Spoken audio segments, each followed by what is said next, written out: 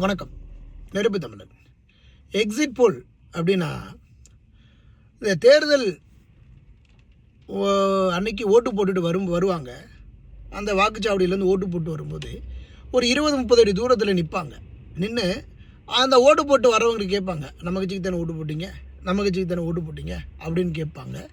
அதை வச்சு ஒரு கணிப்பை கொண்டு வந்துடுவாங்க.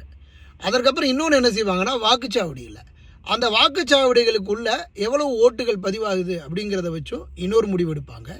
அதற்கப்புறம் அந்த வாக்குச்சாவடிகளுக்குள்ளே இருக்கிறாங்கல்ல, அந்த முன்ன அந்த தேர்தல் பரப்புரையில் ஈடுபடுறாங்கல்ல, அவங்கக்கிட்ட நைஸாக கேட்டுப்பாங்க.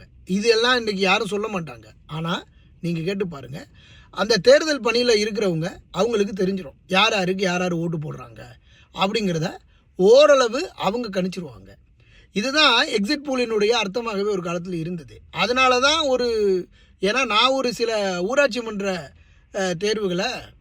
தேர்தல் நடத்தும்போது அதில் நான் ரொம்ப முதன்மையானவனாக இருந்திருக்கிறேங்கிறதுனால இந்த விஷயத்தை நான் தெளிவாக சொல்கிறேன். இதன் வாயிலாக எங்கள் பெரியப்பா எப்படி ஜெயிச்சாருங்கிறத நான் முன்னாடியே அறிவிச்சிட்டேன். எங்கள் பெரியப்பா தான் ஜெயிப்பார் அப்படின்னு.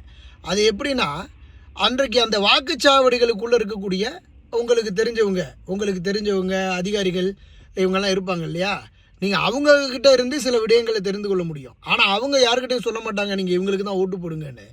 ஆனால் அவங்க ஓரளவு கணிப்பு கணிச்சிருவாங்க.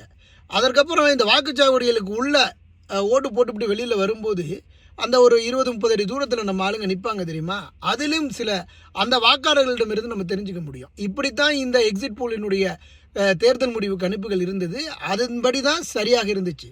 1980, 90, 2000, ஓரளவு 2006 இந்த தேர்தல் கணிப்புகள்லாம் கிட்டத்தட்ட ஓரளவு இருக்கும்.